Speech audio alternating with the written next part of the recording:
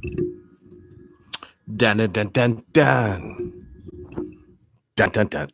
Hey, everybody, how you doing? This is True Powers Mine, and this is TPIM SR Live, the People Show.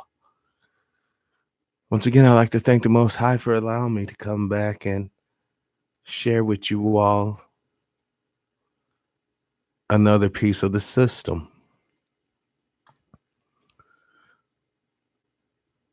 This next report, wow. Hopefully, as it progresses, you will really see what's really going on here. So, without further ado, let's start the madness. Thank you very much. I really appreciate it. I so appreciate being invited here by Hillsdale and the Pulliam Fellowship, although as I was listening to Matt describe the Los Angeles, one of the questions, thank you very much. I really appreciate it. Hold on.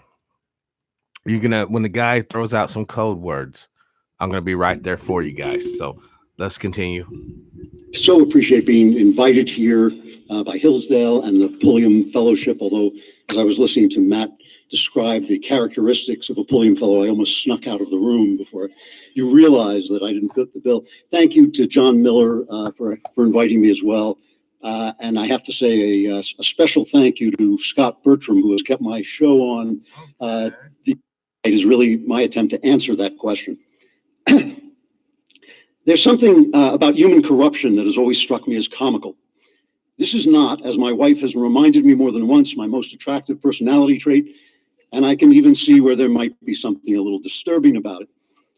To laugh at a politician who peddles his influence or a policeman who's on the payroll of the mob is the sort of behavior one expects to find only in hell or Chicago. All right, bam. There's the code, y'all. All right. So the reason why I'm breaking this down tonight, I want you all to know they understand exactly what the problem is. Police corruption is only in the no, it's proliferated throughout a racist society on all levels, from county to small cities and villages, all the way up to major cities.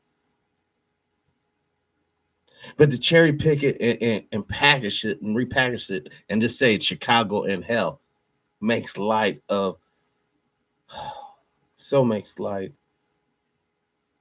the pain that little brothers and sisters are feeling at the hands of those who are supposed to be serving society. Let's continue. And it's possible one day I'll end up in one or the other. But in my defense, corruption almost always contains an element of the absurd. It is as if the human mind transforms itself into the age-old parody of a dishonest philosopher who makes the worse appear the better cause. Wherever human corruption occurs, there always seems to have been a moment when the perpetrator decided that wreaking havoc on his neighbor or his country or his own soul or all three was really a pretty fine idea. Edgar Allan Poe called this preposterous human tendency toward mayhem the imp of the perverse. As an example, consider the recent scandal in which more than 30 wealthy elites were indicted for bribing, lying, and cheating to win their children acceptance into top-notch universities. And that just to show you that once you get these little doctors and other letters in front of your name, your word becomes bond. Your word becomes real. Your scholarship, you have the information, you have the knowledge. But really, all you have is the ability to really mind fuck people without them questioning, wanting to have a concise understanding of your information and data and how does it really pertain to them. Folks, the reason why cybernetics, the reason why the internet has been deployed, and I use the word deployed because it was a weapon placed upon us, is for those to get excited behind certain events, blow their cover, and their roundup. Let's continue. They had their perfectly healthy offspring diagnosed with learning disabilities so they could gain the entry exams. They photoshopped their kids' faces onto the bodies of athletes and then paid off college athletic directors to recommend them for acceptance. The ancient rationale for the existence of an aristocracy was that the privileged classes, freed from the necessity of labor and trade, had the leisure to refine their moral and aesthetic senses. And yet, these members of our American aristocracy, who should have had moral sense coming out of their ears, instead must have thought to themselves, here's a fine idea. Now, why would they necessarily have moralness coming out of their ears? I mean, we went over this so many times on this show.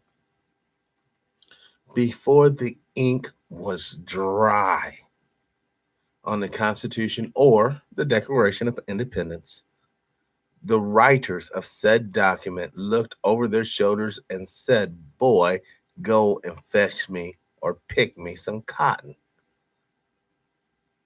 You can't espouse liberty and freedom as if it's virtuous and simultaneously have human beings as your property, as your slave. And if you truly want to be the beacon, the light on the hill, which I suspect you do,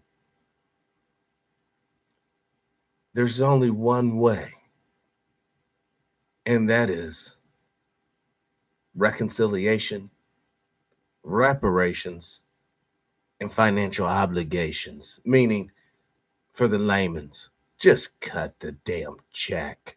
Let's continue.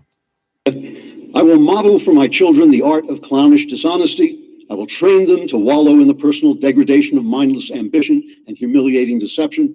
I will ensure that their academic achievements will be devoid of pride, their reputations will be based on lies, and their consciences will be blackened with shame or depraved with rationalization, and this will make me a good parent. No, but it will make you a successful one. Let's face the cruel facts. If your children go to colleges, especially an Ivy League school, and they ascertain a degree, it opens up doors.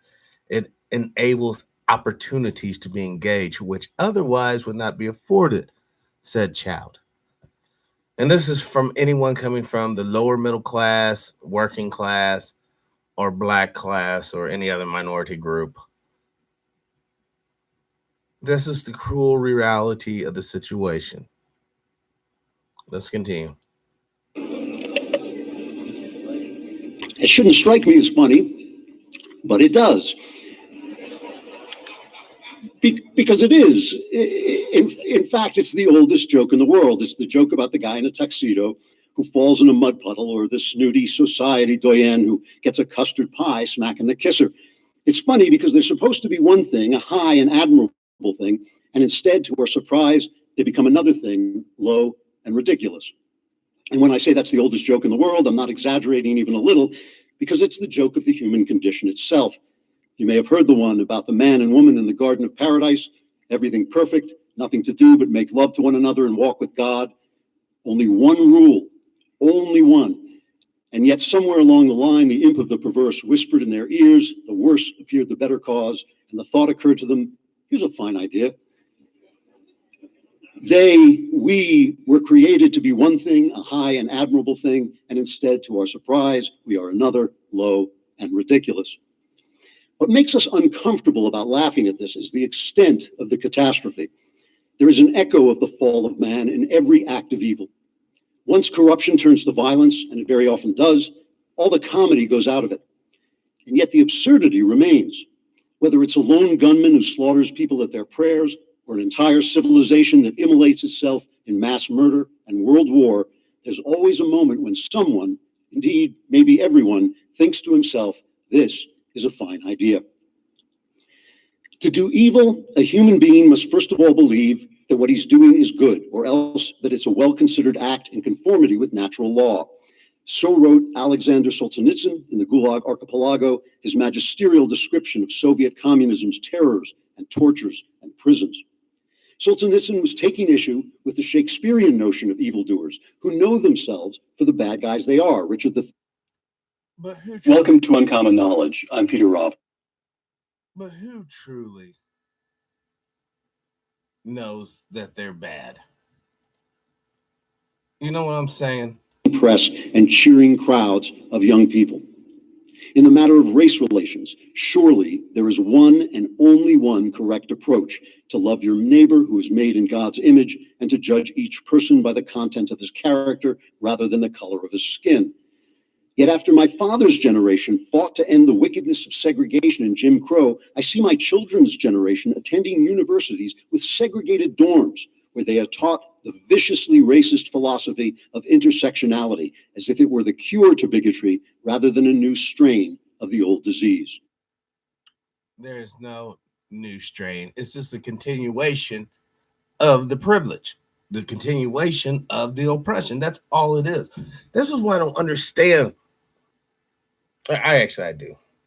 Because this dude's obviously just about selling books. He's about sharing just enough of the meat and potatoes to make you a little more hungry to take another bite. You pay him a couple bucks and he fix you up another little plate. That's all this is. As for human sexuality, it's always a disordered business where the most urgent desires of our material bodies and the deepest longings of our fallen souls conjoin. But that there is such a thing as human sexuality, that it is centered on the differences between the two sexes, male and female, that those differences are written into our very selves and are among the chief joys and consolations of experience, and indeed are the very archetype and inspiration of all earthly love and creation. These are human universals known from the jungle up and essential to the formation of every single society that has ever existed on Earth. The idea that these yin-yang bedrock facts of life are merely cultural constructs and can therefore be completely erased by wishing very hard and dressing in one another's clothing is simple lunacy. In each of these cases, I see exaggerated fear of catastrophe in the form of climate panic, overblown anxiety about fascism and white supremacism, and the anguished, hysterical cowering from debate in so-called... Hear what this fool just said? Listen, once again, I'm telling you, this is why this is so important. The very archetype and inspiration of all earthly love and creation, these are human universals known from the jungle up and essential to the formation of every single society that has ever existed on Earth. The idea that these yin-yang bedrock facts of life are merely cultural constructs and can therefore be completely erased by wishing very hard and dressing in one another's clothing is simple lunacy. In each of these cases, I see exaggerated fear of catastrophe in the form of climate panic. Exaggerated fears that the earth is getting warmer and sea levels are rising. Check. Let's continue. Overblown anxiety about fascism and white... Overblown anxiety about the marriage between corporation and business tied with a racial component called white supremacy. Check. Continue. Supremacism and the anguished, hysterical cowering from debate in so-called safe spaces. This dude has no love for melanated people. And the sad thing about the person that sent me this guy must not have fully listened to him. Because as I'm listening to him, I'm hearing so many code words being dropped from rap music to Chicago and the way he's presenting this. I'm gonna let this little segment here play again, and I'll shut up. Society that has ever existed on Earth. The idea that these yin-yang bedrock facts of life are merely cultural constructs and can therefore be completely erased by wishing very hard and dressing in one another's clothing is simple lunacy. In each of these cases, I see exaggerated fear of catastrophe in the form of climate panic, overblown anxiety about fascism and white supremacism, and the anguished, hysterical cowering from debate in so-called safe spaces.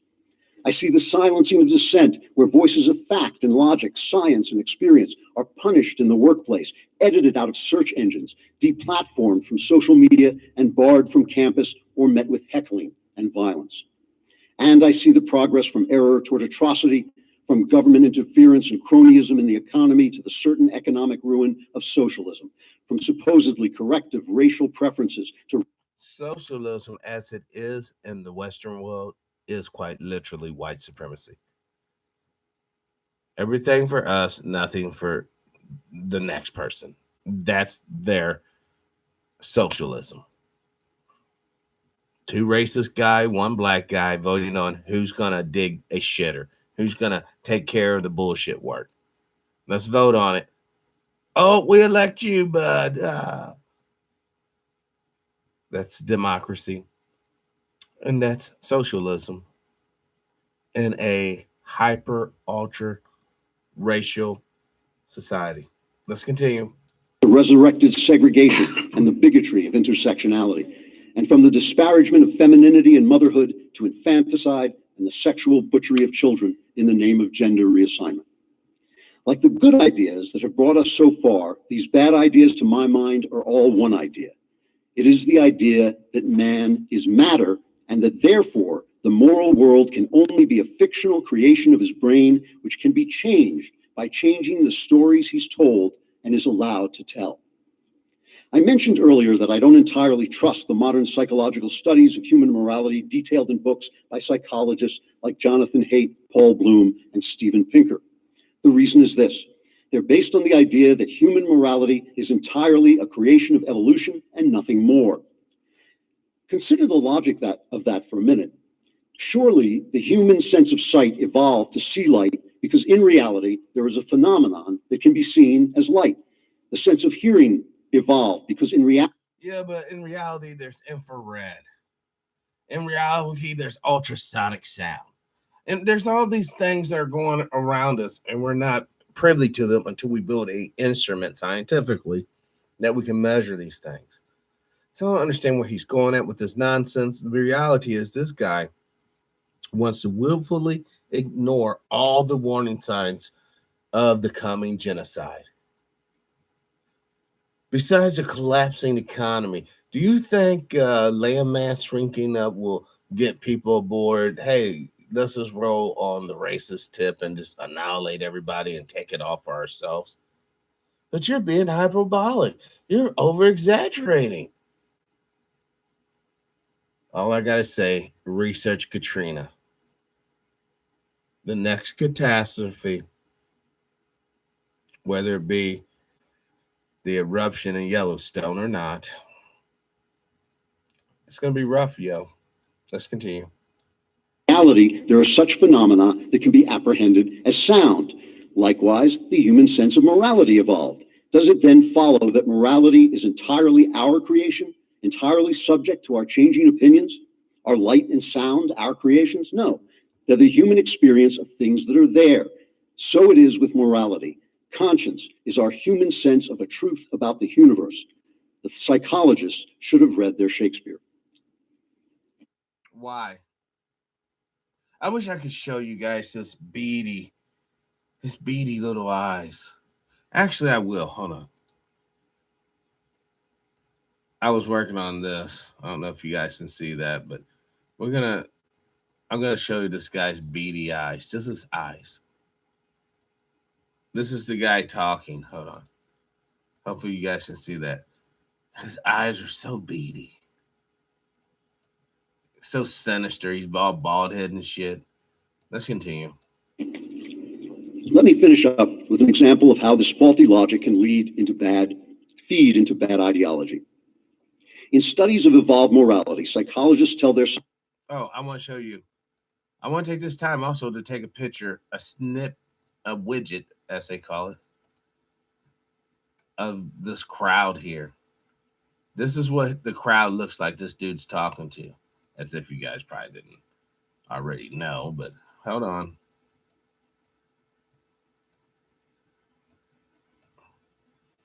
See if you guys see.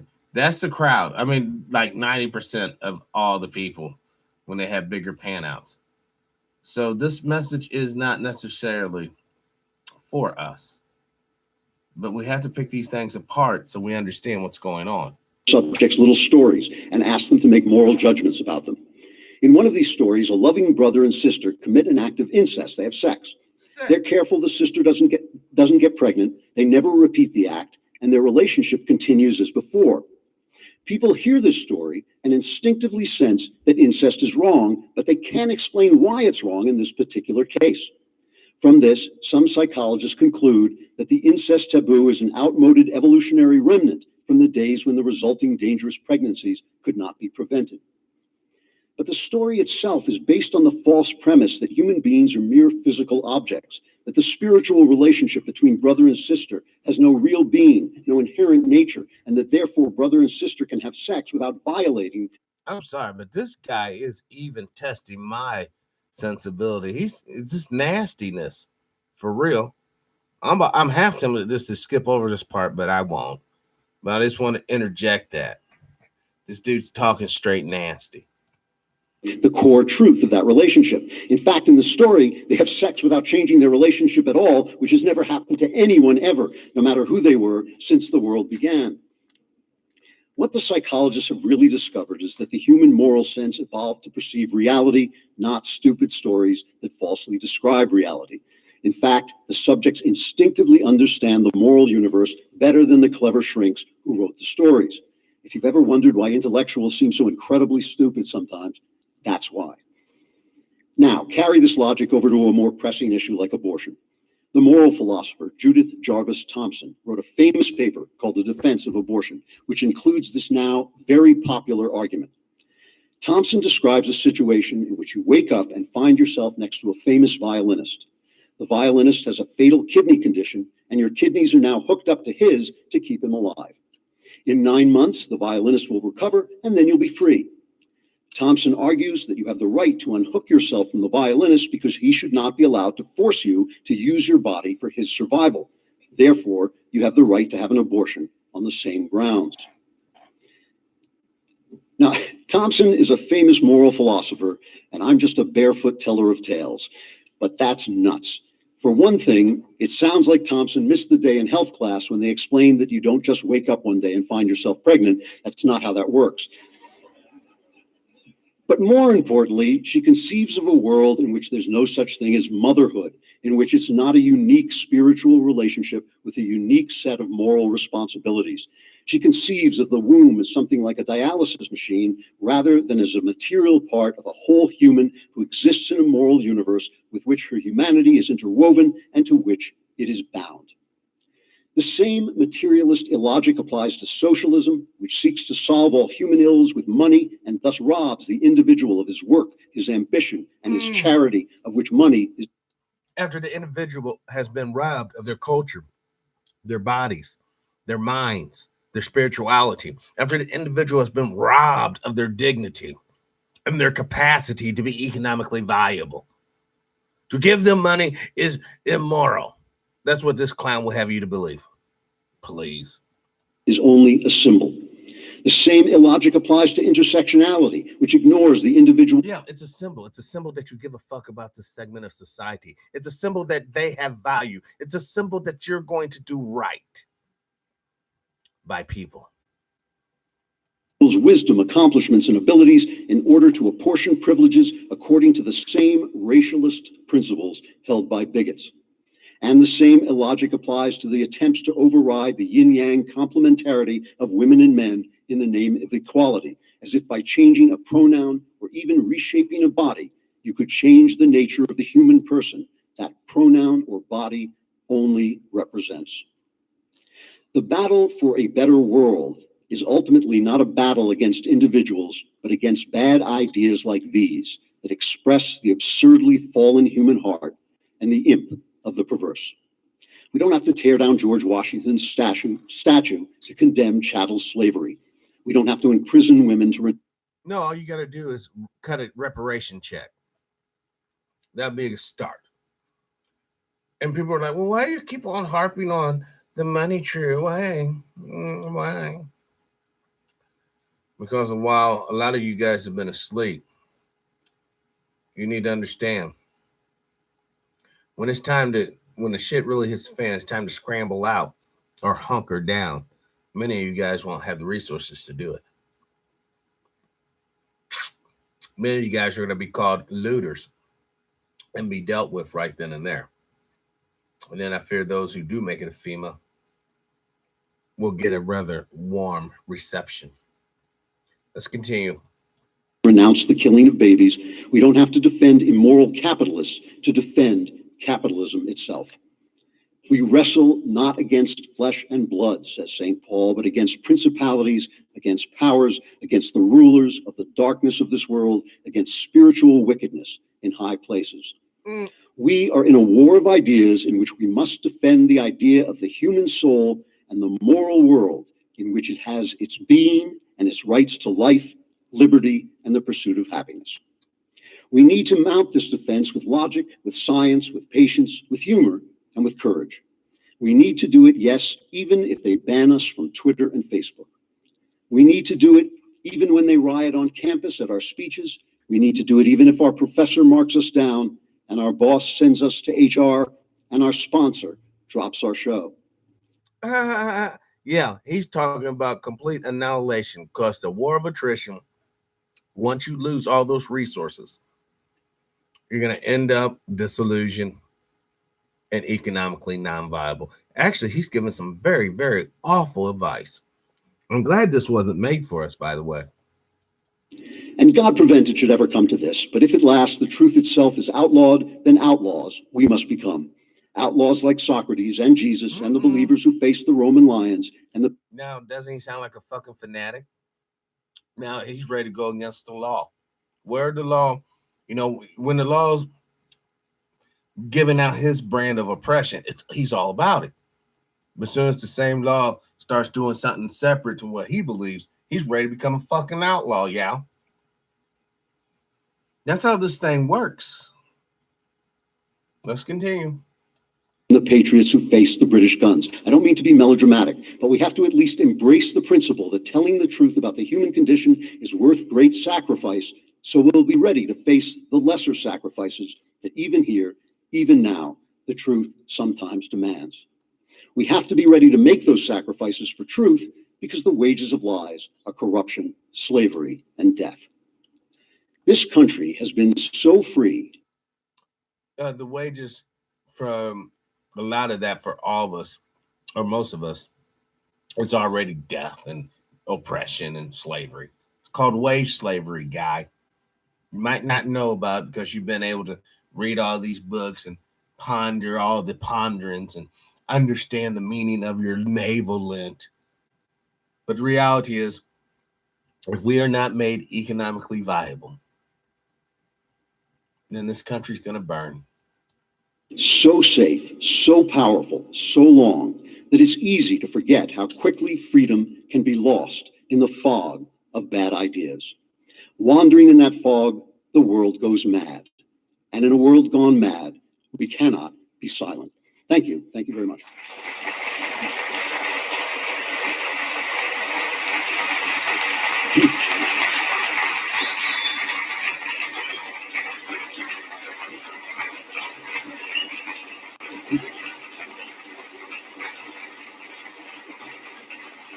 Thank you, Mr. Clavin. We now have time for a few questions. Please raise your hand and wait for a microphone to be brought to you. Thank you, sir. What would you have us do? What I have you do?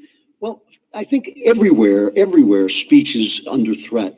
You have to speak up and fight back. I mean, that is the main thing. And everybody has the power to do that because everybody has the power to speak. You have the power to speak at dinner tables. You have the power to speak in your public squares. You have the power to speak everywhere. And if you look around, it is intolerable. This is the first wave of the way you lose a country. It's intolerable how people suffer for the things they say that are true, for the things they say that they shouldn't have said, even for gaffes they make in anger. It is absolutely absurd that people should lose their jobs over comments they made. Yeah, like calling somebody a nigger. Dr. Martin Luther King saying shit like that. This is what dude's saying, y'all. Shit. 10 years ago, or unfortunate lapses even of politeness. And so what I would have everybody do, every one of us carries a piece of the culture in our hands. The culture doesn't just belong to Hollywood. It doesn't just belong to the news business or the academy. It belongs to everybody. It's the way you treat each other. It's the way you treat people. And it's what you're ready to say. And I just believe that with ultimate politeness, with ultimate kindness, with ultimate compassion for people who are truly suffering, you should speak the truth. And the truth is, they need reparations, and they need it yesterday. Need to cut the check. Need to right the wrong of economic oppression, systematic discrimination. 400 years plus of terrorism. We need to make it right. We need to cut these folks, the melanated men and women of North America, descendants of chattel slavery, a check. All I hear is silence. Hi, thank you so much for coming. So my question is, do you think that young conservatives better serve society by going to big liberal universities and speaking out about our values to our peers, or by coming to conservative or religious schools and focusing on receiving a good education? I think that it's a great question, because I mean, we have this question, the Hollywood version of this question is, do I pretend to be something I'm not so I can worm my way into Hollywood, or do I speak out boldly and get blacklisted? I mean, it's the same thing. Do you go into enemy territory, or do you stay among friends? But in the case of this particular question, you're talking about a time of preparation. You're talking about a time before your career begins. And to have the education that you have in a place like this, to know why you think the things you think, is just invaluable. I travel around, I speak to colleges a lot, and I'm just shocked. I mean, I've considered it almost a form of child abuse. I'm just shocked at how young people have been stripped of the basic knowledge of why we do the things we do. It's not like you can't have revolution and change and evolution. It's that you ought to know, the patterns of your traditions and why they're there before. Yeah, so then you won't be fucking around giving up your privilege. This is what he's saying, y'all. Damn. This is what they're saying. Now, you heard the woman. Conservative is a code word for preserving a white culture, white dominance, and white privilege. That's just what it is. You can be like, well, true, I don't see it that way. It doesn't need your site to be validated. Simply, it's just the way it is. Let's continue. Before moving on to the next stage, I wish, I mean, I went to the University of California at Berkeley, so I know what I'm talking about. I wish I had come to a place like this. I wish I had come out knowing why I thought the things I thought, and I didn't have to build the wheel from the ground up. That's my answer. My wife tells me that it's my mission in life to alienate every single human being alive. So I hope I've added some of you to.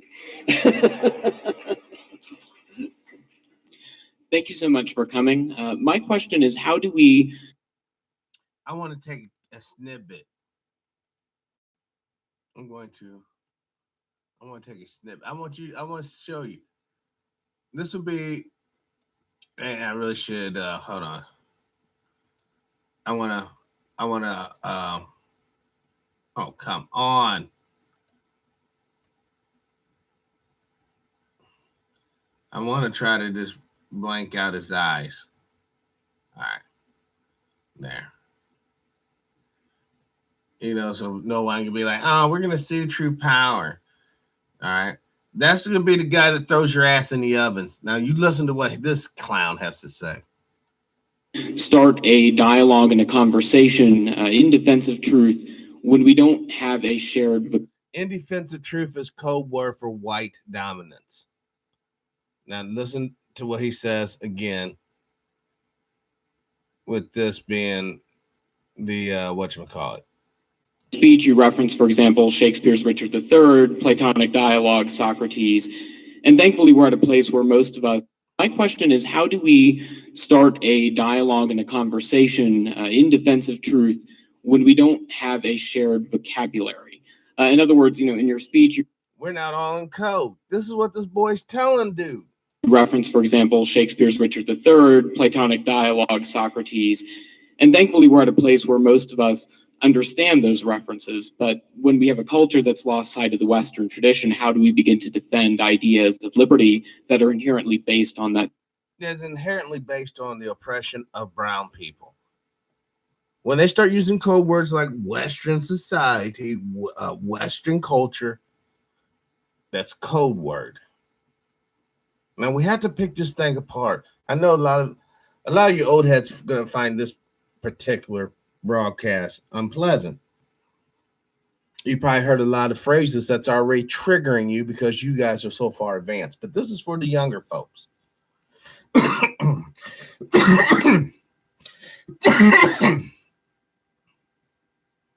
This is for younger folks that may even believe that when we say white supremacy and things of this nature, they may be like, man, does that even exist? Is that even real?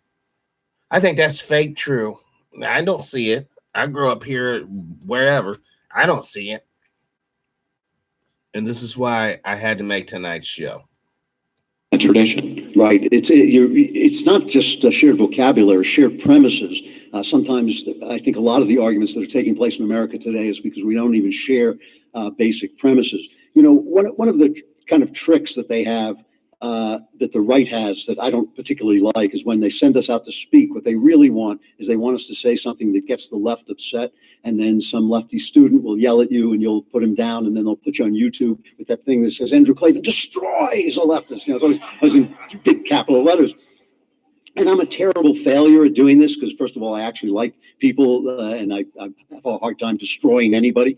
And I think, but the funny thing is I don't get yelled at a lot. I mean, I say the things that you just heard me say in places where if you say them, they will beat you to death, and nobody does. And the reason is because you're dealing with a bunch of kids who are college children, and even you dealt with a bunch of grown-ass men. Real men will let you talk your bullshit, Calvin or Cliven or whoever you are, and that will be that. Hold on, we're gonna have to. Hold on 1 second, y'all. I'm gonna have to even this out. See, because on this show, we ain't just about some victimization bullshit. Because I know that's what everyone's trying. I'm gonna show you. Hold on. Just bear with me, y'all. Damn it. All right. And then there's some other stuff going on, but I want to show you guys some real shit. You know why I expect the around here to move fast and get where he's supposed to go? Because I still move fast to get where I'm supposed to go. Now, and I'm almost 300 pounds. This is not the place for you. You need to go get in somebody's factory, somebody's restaurant, somebody's warehouse, and do what you're supposed to do. Because this man shit, this barbarian athletic shit, this ain't for you. It's for us.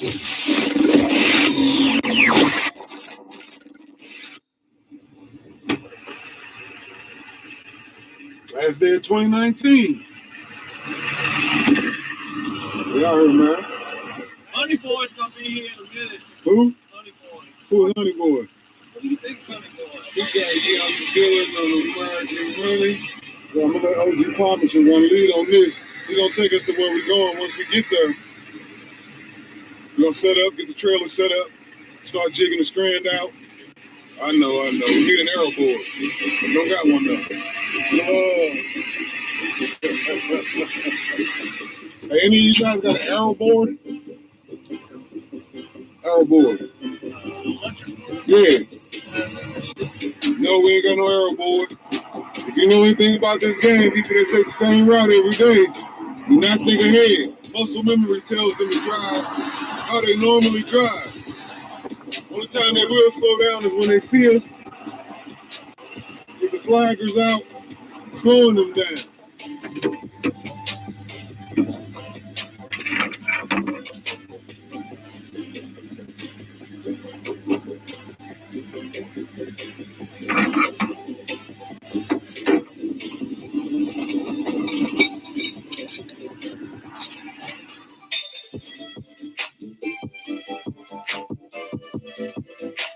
This is Brother T. Will, y'all.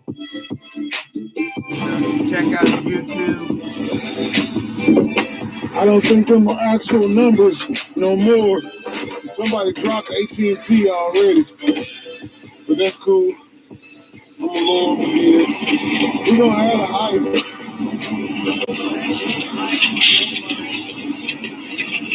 Yep.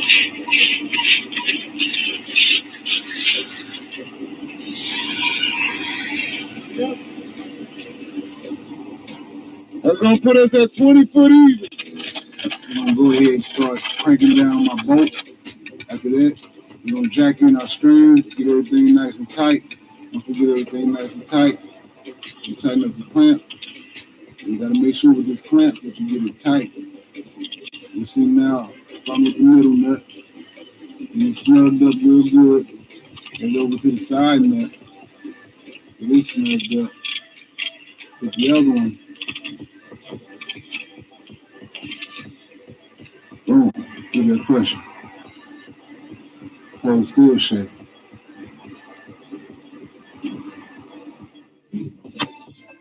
Hey, I done tripped you around this quarter turn. Hey man, let's take a second to like the video, comment, let us know what you think. So I'm gonna head back here with the guys. You ready to start pulling this string? Yes sir, definitely by hand. So for all you guys that aren't into working hard but in this business, you're probably in the wrong spot, man. Millennials and all that, all the old guys know. They say don't work hard to work smarter, but sometimes it's smarter to work harder. For real. Try shit the other way and get to turn things up, and it wasn't even worth the time the energy that you use. So just do it the hard way, the right way. And everything seems to roll a lot smoother like that. Been in the game a while. Ain't really had no big problems. Because I do everything the hard way. Which is the regular way for me. But that's what you want to call it, that's what we're gonna call it. The hard way.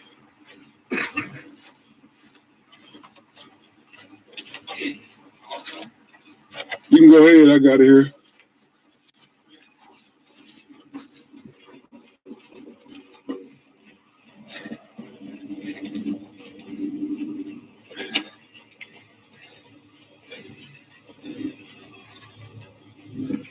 All right, what you need? I told Jimmy to wheel them as we go. He done took off wheeling. I'm gonna hook all this shit on the ground. Get this wheeling. I'll help you out. All right, well, I just was telling him, I told him to wheel one span at a time. So he can stay with me. He took off. Well, that ain't that how it goes, man. You know, that's how this shit goes. I'm gonna need you to help me keep this stuff going. But my help ain't good enough? Yeah. You ain't no down here, dude. I'm a cameraman. Shit, yeah, we got no upside. See? So, I'm good. I got everything right here. You just gotta hook it on once I get up there.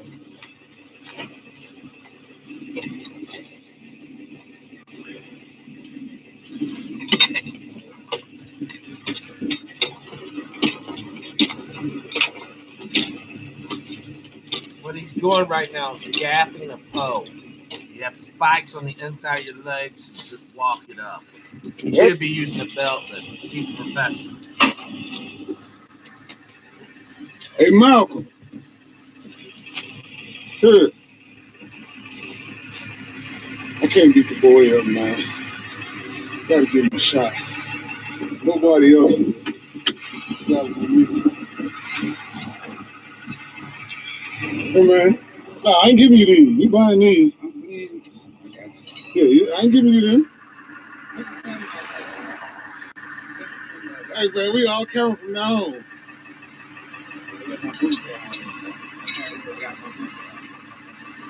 Huh? You playing without them boots, boy. It's gonna hurt. But you can do it. I've done it hell of time. Don't take the pain. You can't go without no pain.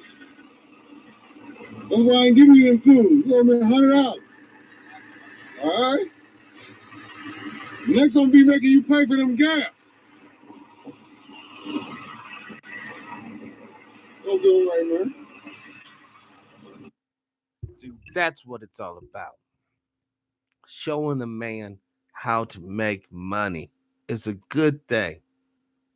And we are out there getting it done.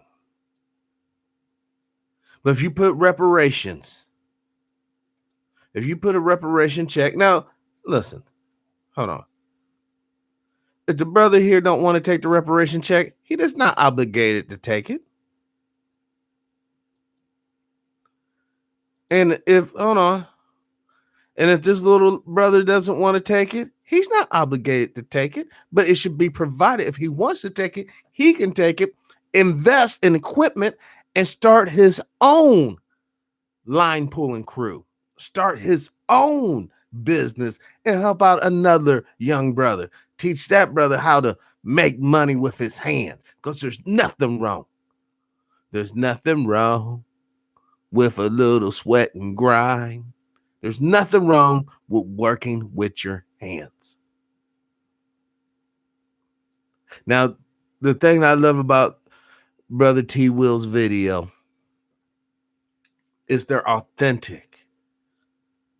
He's out there putting in real work. This ain't no, I'm just going to cut and come back with the help of the crew type shit. So let's wrap up the other video, and I'll be cutting this thing short because I know that, a lot of people have a lot of shit to do tomorrow. I want to thank you all for bearing with me. All right. So let's continue. I try to start with a premise that we can all get behind. So I frequently start by saying, all I want is for you to be free. I don't care what you do. I don't care if you take drugs. I don't care who you sleep with. That's none of my business. I'm older and wiser than you, so I can tell you that some of the things you do are going to ruin your life, but still, they're not going to ruin my life. So, be at peace. Starting with that premise, there is nobody beneath the age of 20 or in that age who doesn't want to be free. They all want to be free. And so they stop and they start to listen. And then I can explain why, from the ground up, the founding fathers thought this is the best way to make you free. And then you suddenly have a shared premise to talk with. And that really works for me. I have been... Boy, he's talking some deep codes there, yeah. The founding fathers, the only way we can be free is if black folks are enslaved, because that's what the founding fathers worked with. This is why people say most conservatives are racist, because the root ideology kind of is. I know that's a tough pill for a lot of people to swallow. But you can prove me wrong. You can be a conservative and get behind reparations. You can be a liberal and get behind reparations because reparations is the right thing to do. Let's continue. Heckled a couple of times, but I've never been attacked, and nobody swung at me or anything like that. And so I think that's what you have to do. You have to find the place, the basic place where you agree, and then start to build up your argument from there.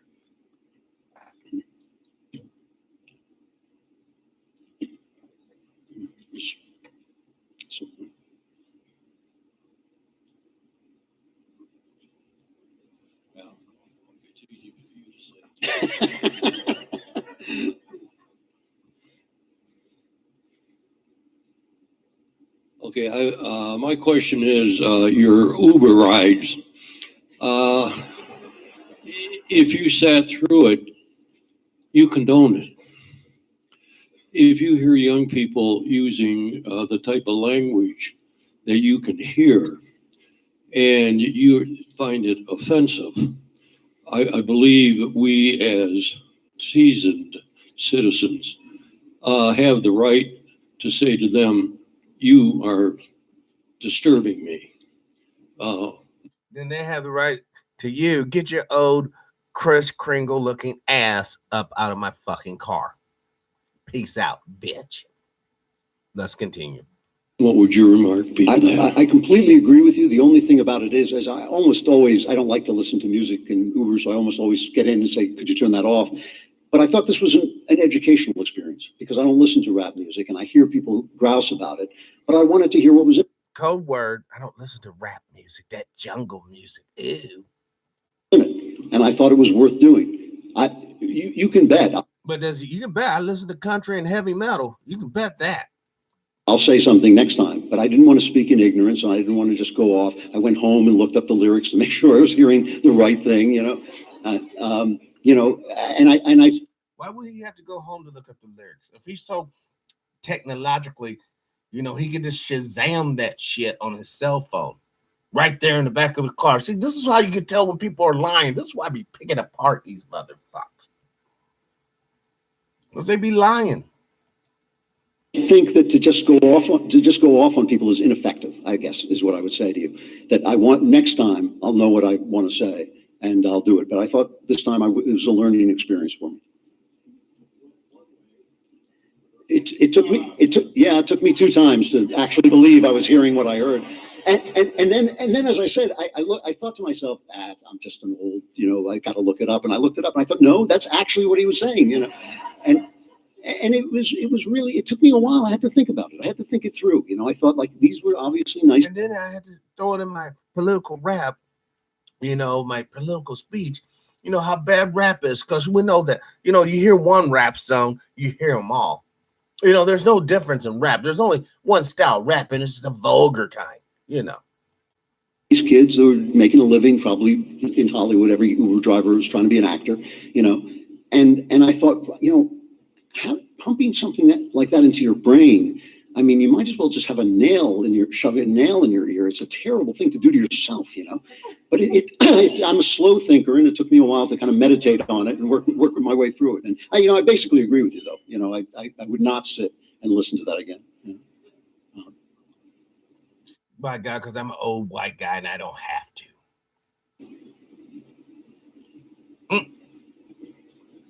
Anything to say? Just to get guzzle down some water. So while they're getting shit together over here, he's just looking around. We're like, what the fuck? It's a long walk. Should have brought a horse.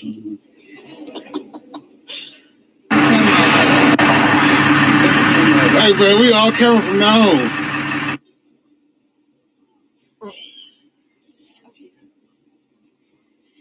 Yeah, you need your tennis shoes rather than heels, sweetie.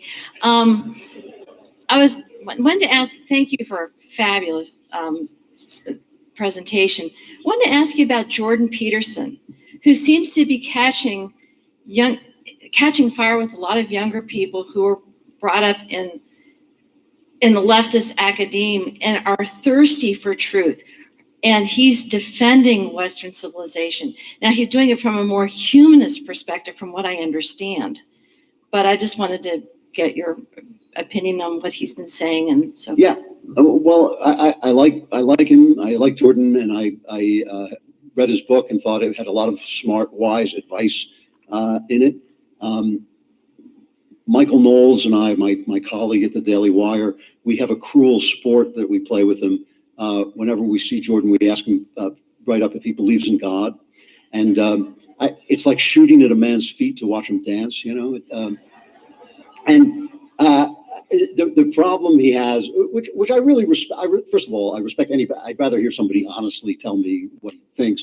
But he goes into these. The last time I asked him seriously, he ended up talking about Thoth, the many-eyed demon, and I was like, I'm sorry. It was just hilarious. But anyway.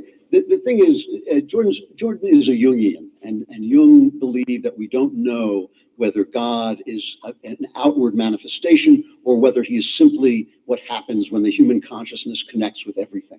So basically, his God is kind of a metaphor. And I think it's a weak link in Jordan's thinking. And whenever he's asked about it, he refuses to answer. And he says, I don't want to be pinned down. I don't want to be put in a binary box where I have to say yes or no. And I disagree with that. I think that every truth is a binary box. If the earth is round, it's not flat.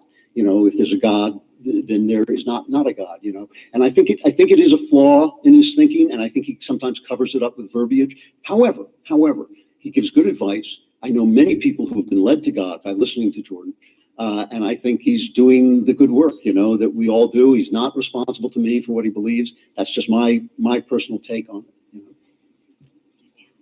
But basically, I think he's doing good work.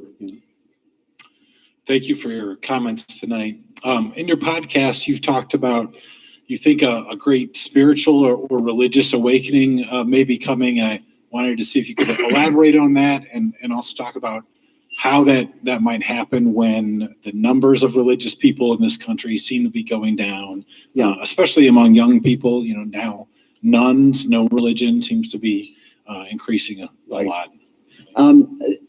First of all, I think that's true. We're losing our religion. I consider that. I'm optimistic about this, and I'll explain. Because as long as they keep with the respect to Western culture, wink, wink, that's all that matters. Fuck religion. It's all about preserving the culture. Why in a minute? I consider it a culling of the herd. I think the people who are not, who are falling away are not believers. They're practicers. They're people who maybe their parents told them to go. Nobody ever explained to them. I mean, I became an agnostic and then an atheist because, my parents sent me to Hebrew school, but they didn't believe in God. And I thought, well, this doesn't make any sense. It makes absolutely no sense at all. I think a lot of kids are growing up in that environment. I am a great believer that ideas collapse when they make no sense, that people will hold on to ideas as they play themselves out to their furthest extent, and then they'll say, oh, that makes no sense. The principles of the last 40 years or so, which have been called postmodernism or deconstructionism, are the idea that there is no essential truth, that everything is relative to your perception, that man's mind, everything takes place in man's mind. That doesn't make any sense. I mean, I won't go on forever about it, but it's simply an idea. Whenever somebody tells me there's no truth, I always ask them, is that true? And I think that kids are, I know this because I hang out with sometimes, my son goes to very elite universities. I know some of these kids. So he hangs out with elite university children. So he hangs out with regular Joes. And they're starting to say, this doesn't make any sense. It just doesn't hold water. And they're starting to meet together and talk about the Gospels. They're trying to reinvent the Gospels for a new age, which I don't think is a bad thing. Some people, I don't think the Gospels were meant to freeze us into first century morality. Absolutely. You said you love the truth. Well, the truth is something that never changes. It never needs to be added to nor subtracted from. That's not the way they read to me at all, but I do think they're meant to freeze us into a moral world that is not up to us and not responsible to us. And I see it happening already. Young people, I live in LA. There's a church there for young people where they play rock music and all this stuff. See how happy he's talking about rock music, but they don't play rap music, by God. Hold on. Pouring in. It's held in this huge auditorium. It is packed and everybody there. I mean, I'm older than like 3 people put together there. I mean, it is a young crowd. It's happening now. And the way I expect to invent the Gospels for a new age, which there's a church there for young people where they play rock music and all this stuff. I've attended it several times. When you walk toward it, I mean, there are people pouring in. It's held in this huge auditorium. It is packed and because they're selling feel good there. That rock and roll that made this old cretin smile. That's what they're selling, the feel good. Everybody there. I mean, I'm older than like 3 people put together there. I mean, it is a young crowd. It's happening now, and the way I expect it to happen is I expect it to happen at the intellectual level. Many of our revivals in this country have happened at the street level. They've happened in tents. They've happened on street corners. I think what's going to happen now is the thinkers are going to say, I cannot make sense of this anymore. I'm going to go a different way. And I think a generation is coming up where that's going to happen at the academy level. And once it happens at the academy level, the atheists are done because you cannot win that argument. You simply can't. Want to sell online? I mean, go to Wix.com. Sorry, yo. I just got a note saying that something's happening on Ouch's.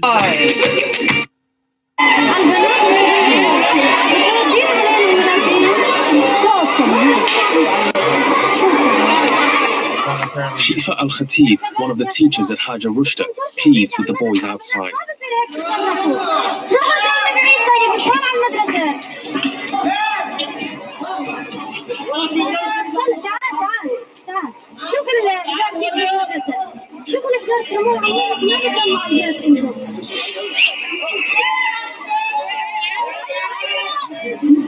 مش على المدرسة ترشوا مش على المدرسة يا شباب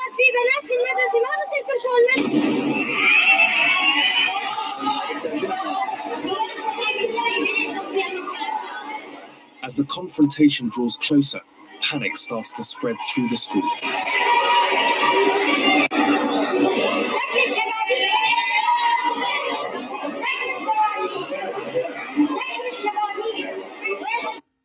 Can I be a voice of reason in this madness? It's time to take schooling to the internet. We need to quit housing all these kids and making them be a damn target for whatever crackpot of the week we got to deal with. We need to proliferate the availability of the net and allow all children an education through the internet. And we can end a lot of this foolishness.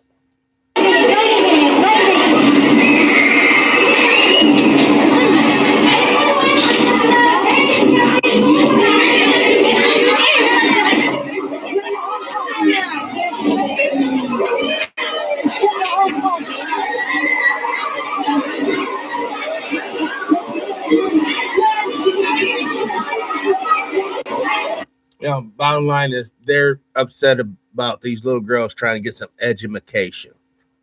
A lot of times when you're dealing with fundamentalists, no matter what type they are, ignorance is a prerequisite to power. You have to be in ignorance. So when they come through with their jive ass, lame ass stories, you'll fall for it hook, line, and sinker. That's for all these religious despots.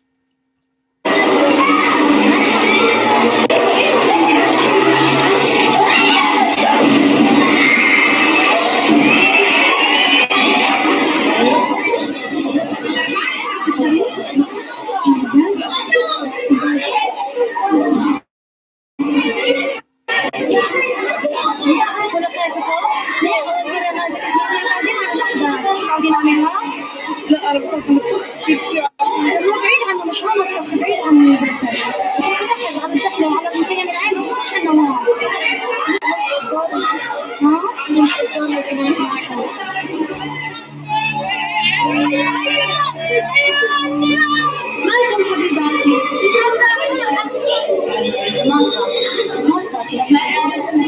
Many of the girls have family members in Al Ain camp.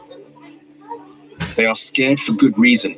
Raids like this one can sometimes last for days or even weeks. All of them are crying and all of them are stressed. She asked me as a deputy to postpone the classes now. All right, yeah. I'm going to monitor the site tonight. If something interesting happens, something that I feel is an emergency, I'm definitely willing to come back on live.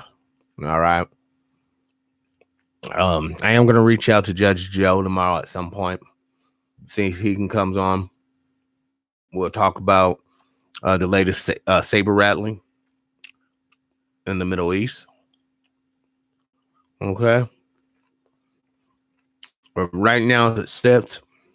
Basically, Iran just got punked. Couple kids on just put it like this, couple kids on the playground. America came up, popped Iran in the face, and we said to Iran, look, if you don't want the real business, you better just play that on off. And they either got to decide to wipe off the blood from their nose, maybe pull out a little pocket knife, try to come at us, shank us or something. Who knows? But right now, as we sit, basically what has happened in the Middle East is just happened. Okay. So I had a few emails, World War III thrown around. We've been in a state of war for the past 2 years. All right. I've been trying to warn people, but as this thing builds up and becomes obvious, well, it just becomes that obvious. So this will end TPIM SR Live for tonight. Thank you all for watching. As always, live your life with integrity without hate, envy, or greed. Brothers and sisters, please, let's try to counter to each other. Peace and power, unity and victory, dignity and respect, liberation. I'm out.